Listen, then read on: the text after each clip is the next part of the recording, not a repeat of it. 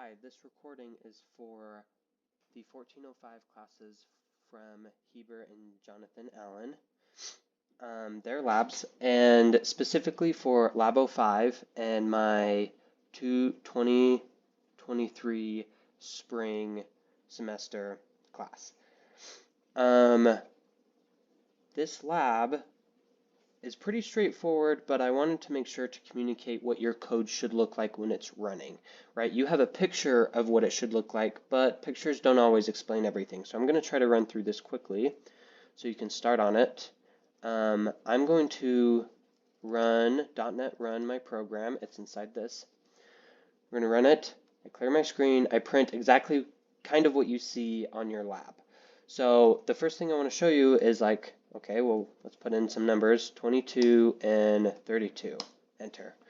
Sweet. This is pretty self-explanatory.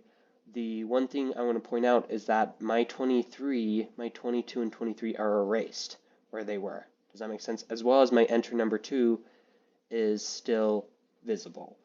In our careers, we're going to find things that people are very nitpicky, and so I'm going to try to express that in our labs by grading you kind of very specifically, right? Do you put both of your names on top, right? Do you enter number 1? Are you spelling number right? Like, is there a space between there, and so forth? Anyway, so we want to be detail-oriented and so forth. The next thing I'm going to show you is kind of my banana proof, if you will. So if I put in banana and not a number, what happens? It doesn't blow up. It doesn't show anything else. It erases banana. I can continue, right? And that's for number 1 and number 2. Does that make sense?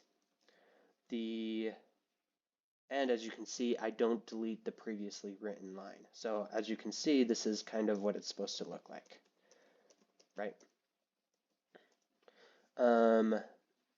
The last thing I want to show you is if you put in X, right, not banana, not a number, it actually will leave your program.